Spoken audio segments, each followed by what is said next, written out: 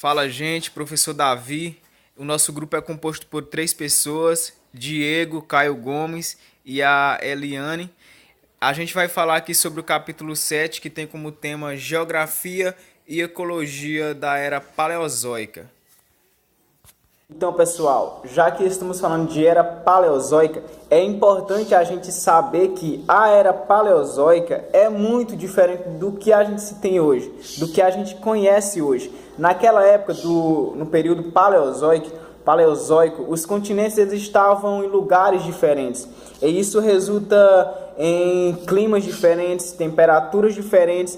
E, desta forma, havia pouca vida estruturalmente complexa no ambiente terrestre.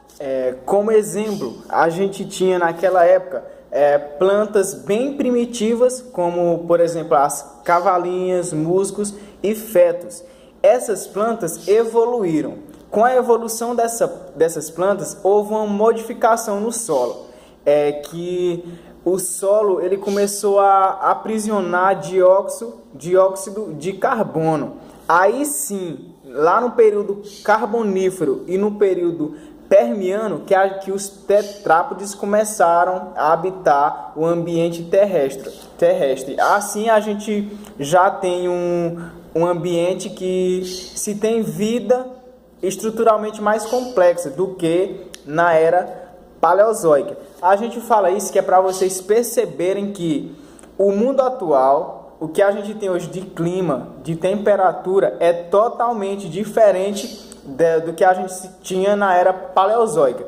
Assim como a evolução acontece, como os animais, as plantas evoluem, todo o ambiente ele sofre uma modificação que vai ser necessária para que essa evolução ocorra. É uma coisa que acontece ali meio que junta. Ao tempo que se tem a evolução de animais e plantas, o ambiente também ele sofre modificações que são totalmente necessárias para que essa evolução ocorra.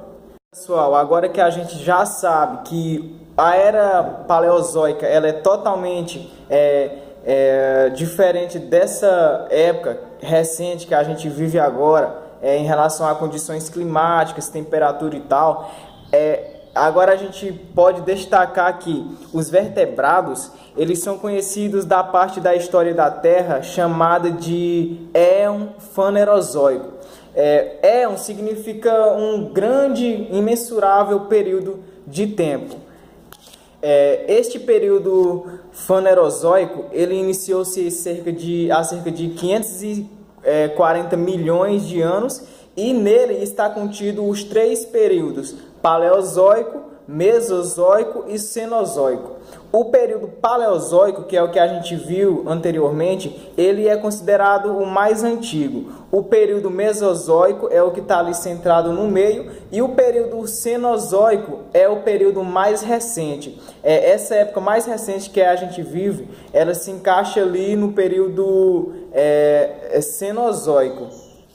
Ainda vale destacar que o tempo antes do período fanerozoico ele é conhecido como o período pré-cambriano, porque o primeiro período da era paleozoica é chamado de cambriano.